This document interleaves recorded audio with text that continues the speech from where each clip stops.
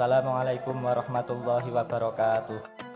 Bismillah, alhamdulillah, wassalatu wassalamu ala rasulillah sayyidina wa maulana Muhammadin ibni abdillah wa ala alihi wa sahbihi ajma'in, amma ba'du.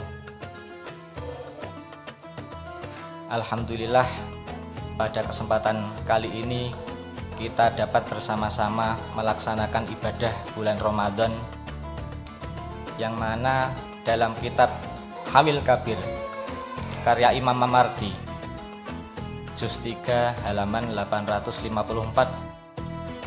atau ada dalam tafsir Qurtubi bahwasanya hadis dari sahabat Anas radhiyallahu anhu annahu qala Rasulullah sallallahu alaihi wasallam summiya Ramadhanu li'annahu yarmidu adzunuba aw yahrikuha bil a'malis sholihat. Dinamakan dengan bulan Ramadan karena pada hakikatnya bulan Ramadan itu yarmidu adzunuba, meleburkan beberapa dosa-dosa yang kita lakukan. Aw yahrikuha bil a'malis sholihat, atau membakar dosa-dosa dengan amal-amal soleh.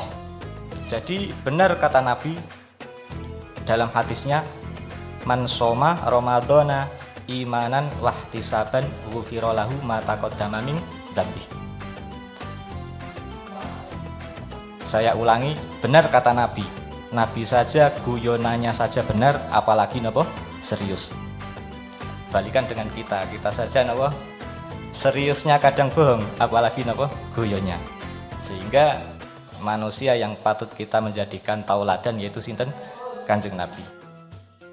Dan di bulan Ramadan ini suatu yang istimewa karena Kanjeng Nabi dawuh Rajab syahrullah wa Sya'ban syahri wa Ramadan napa syahru ummati. Karena dalam bulan Ramadan di dalamnya diturunkan kitab suci umat Islam berupa napa Al-Qur'an. Sehingga umat-umat terdahulu, misalnya umat Nabi Ibrahim, Nabi Isa, juga kitab sucinya temurun pada saat bulan puasa. Teng mriki disebutkan dalam kitab Duratun Nasihin bahwasanya Suhufi Ibrahim, kitabnya Nabi Ibrahim, temurun pada tanggal 1 bulan Ramadan. Kitab Taurat sinten Nabi Musa, temurun pada tanggal malam 6 Ramadan. Terus kitab Zabur Nabi Daud, temurun pada malam 12 Ramadan. Dan juga kitab Injilnya Nabi Isa, temurun pada tanggal 18 Ramadan. Yang terakhir Al-Qur'an temurun pada tanggal 27 Ramadan. Ada yang mengatakan tanggal 17 Ramadan karena pada tanggal 17 Ramadan temurun dari Lauh Mahfud menuju Baitul Izzah atau langit dunia. Dan di dalam bulan Ramadan ada suatu ibadah yang tidak dilaksanakan pada bulan-bulan lain, yaitu ibadah sholat taraweh. At-taraweh jam'u tarwihah, yang artinya kegembiraan atau kesenangan, atau bisa dikatakan dengan jeda. Artinya kenapa dikatakan jeda? Karena ketika sahabat Umar yang mensyariatkan sholat taraweh dengan berjamaah di masjid, ini dulu waktu pada di Mekah sumiyat bidzalika bi annahum kanu awwalajtama'u 'alaiha yastarihuna baina kulli taslimaini. Artinya mereka melakukan sholat taraweh ketika 2 rakaat salam, 4 rakaat 2 salam, mereka melakukan satu tawaf memutari Ka'bah. Jadi ketika sholat taraweh ini 20 rakaat, maka memutar ke Ka'bah sebanyak 4 kali, sehingga dinamakan tarwihah atau jeda. Niki nggih.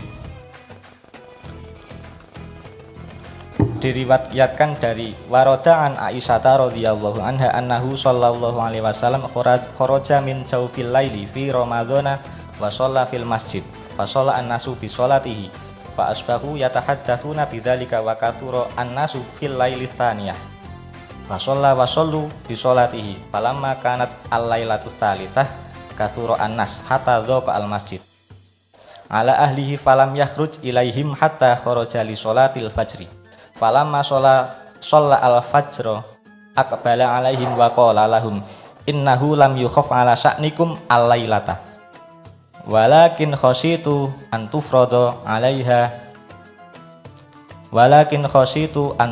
alaikum sholatul laili fata'jizu anha. Hadis saking sinten Dewi Aisyah bahwasanya Kanjeng Nabi pada malam 21, 23 dan 25 malam Ramadan pergi ke masjid untuk melaksanakan sholat taraweh. Dan Kanjeng Nabi waktu itu sholat taraweh di masjid sebanyak 8 rakaat. Kemudian para sahabat ini dari mulut ke mulut sehingga mengikuti sunnah Kanjeng Nabi. Kemudian ketika orang-orang berdatangan berbondong-bondong sehingga masjid ini penuh, sampai Kanjeng Nabi tidak bisa keluar sampai waktu fajar. Kemudian Kanjeng Nabi menghadap para sahabat sehingga Kanjeng Nabi bersabda begini, innahu lam yukhaf ala sya'nikum al-lailata. Saya tidak masalah dengan keadaanmu sekarang, tetapi walakin khasyitu an tufrada alaikum sholatul laili fata'jizu anha.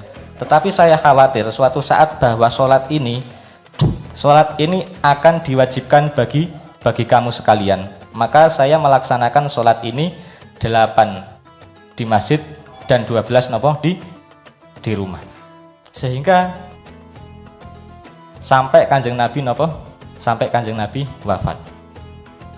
Sehingga ketika zaman Khalifah Abu Bakar, sholat taraweh masih dilaksanakan di masjid dengan 8 rakaat dan kemudian 12 rakaat di rumah masing-masing. Disebutkan Ka'azirin Nakhli bahwa suara sahabat yang sholat di rumah ini seperti dengungan-dengungan lebah. Ketika zaman Khalifah Umar, maka sholat taraweh dilaksanakan di masjid dengan berjamaah. Pada waktu Kanjeng Nabi sholat, namanya masih sholatul lail. Walakin khasyitu an tufrada alaikum sholatul laili. Tidak ada yang maknanya sholat taraweh, tetapi sholatul lail. Sehingga pertama yang mengumpulkan sholat taraweh menjadi 20 rakaat sinten sahabat Umar. Dan setiap 4 rakaat ada tarwihah, istilahnya tarwihah, istirahat atau jeda yang mana digunakan untuk tawaf. Sehingga bid'ah yang dilakukan sahabat Umar ini diapresiasi oleh sinten Sayyidina Utsman. Bahkan Sayyidina Utsman berkata demikian, nawwarallahu qabra Umar kama nawwara masajidana. Semoga Allah menerangi kuburnya sahabat Umar sebagaimana sahabat Umar menerangi masjid-masjid kita dengan sunnah taraweh. Dan ini hadisnya sudah jelas bahwa sholawat taraweh niku 20 rakaat. Dan ini menjadi kesepakatan madzhabul arba'ah bahwa sholat taraweh dilaksanakan dengan 20 rakaat karena dari kata tarwihah. Berbeda lagi ketika zamannya sahabat, zamannya Khalifah Umar bin Abdul Aziz, sholat taraweh dilakukan dengan 36 rakaat karena Khalifah Umar bin Abdul Aziz yang tinggal di Madinah tidak melakukan tawaf, sehingga mengganti tawaf penduduk Mekah dengan 4 rakaat sehingga 36. 4 rakaat sholat taraweh 2 salam sekali tawaf, 4 rakaat sekali tawaf, 4 rakaat sekali tawaf, 4 rakaat sekali tawaf, rakaat penutup, sehingga tawafnya dilakukan 4 kali. Sehingga Khalifah Umar bin Abdul Aziz mengganti 4 rakaat tawaf ini dengan sekali tawaf diganti dengan 4 rakaat. 4 kali 4 berarti 16. 20 tambah 16 berarti 36. Dari sini maka tidak fair kita sebagai warga Nahdliyin mengatakan bahwa sholat taraweh kita yang paling benar. Kalau kita mengatakan benar itu bagus, tapi kalau yang paling benar sehingga menjelekkan yang lain itu tidak bagus. Apalagi yang sholat tarawehnya cuman 8 rakaat, maka ini apa? Suatu yang bodoh sekali, suatu yang tidak bagus. Sehingga bisa dikatakan sholat taraweh ini apa? 20 rakaat. Dan juga fadilahnya sholat taraweh. Dikatakan bahwasanya sahabat Ali su'ila an-nabiyyu sallallahu alaihi wasallam an fadhaili tarawih fi syahri ramadhan faqala yakhruju al-mu'minu min dzambihi fi awwali lailatin kayaumi waladatsu ummuhu. Dikatakan kepada Kanjeng Nabi niki saking sinten Sayyidina Ali, bahwasanya Kanjeng Nabi ditanya, Kanjeng Nabi, apakah ada keutamaan sholat taraweh? Kemudian Kanjeng Nabi menjawab, faqala yakhruju al-mu'minu min dzambihi fi awwali lailatin kayaumi waladatsu ummuhu. Kanjeng Nabi dawuh, seorang mukmin yang melaksanakan sholat taraweh pada malam pertama, maka dia diibaratkan kayaumi waladatsu ummuhu. Dia diibaratkan lahir dari kandungan ibunya. Artinya tidak ada dosa sama sekali. Kemudian wafil lailatis tsaniyah yughfaru lahu wali abawaihi in kana mu'minaini. Kemudian malam yang kedua Kanjeng Nabi dawuh bahwasanya siapa yang melaksanakan sholat taraweh pada malam kedua, maka fadilahnya dia diampuni dosa-dosanya dan dosa kedua orang tuanya. Ingkana mukminaini, jika kedua orang tuanya orang mukmin. Kalau tidak mukmin, ya tidak diampuni. Syaratnya nopo? Mukmin. Yang ketiga, wafil lailatis tsalitsah yunadi malakun min tahtal arsy istanif al-amal ghafarallahu ma taqaddama min dzambi.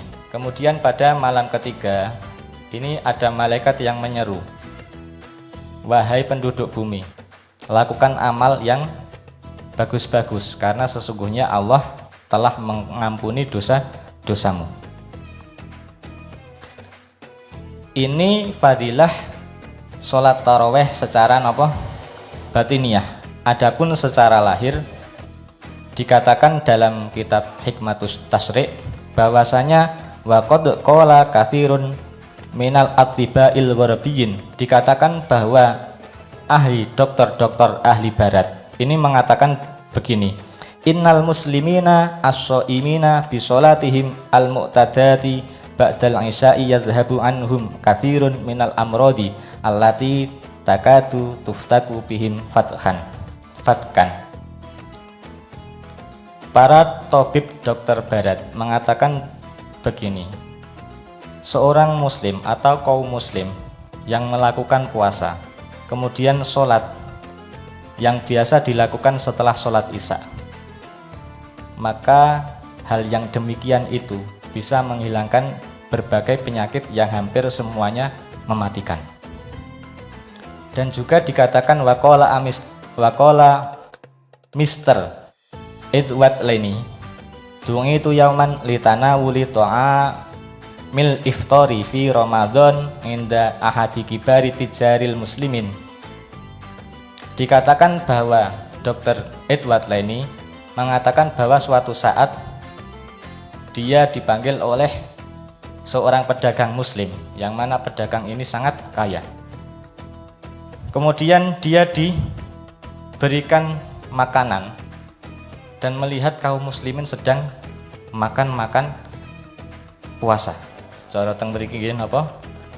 Makan kolak, makan warna-warna. Sehingga Dr. Edward Laini beranggapan bahwa seorang muslim yang memakan banyak, makan makanan yang banyak, ini dapat mengakibatkan mereka akan terjangkit penyakit pencernaan. Tetapi kemudian Dr. Edward Laini melihat bahwa ketika sholat isya, mereka sholat isya kemudian melakukan sholat taraweh. Dan pandangan Dr. Edward Laini ini berubah. Karena apa? Karena dalam gerakan sholat setelah sholat isya, yaitu sholat taraweh, ini akan membakar kalori yang mana makanan-makanan yang telah disantap pada waktu buka puasa. Sehingga wajazamtu anna hadhil harakah tufituhum quwwatan wa nashaton. Anggapan Dr. Edward Laini bahwa gerakan-gerakan dalam sholat taraweh ini menimbulkan atau menyebabkan seseorang akan wa tufitu nashaton wa quwwatan, akan menimbulkan kekuatan lahir dan juga semangat.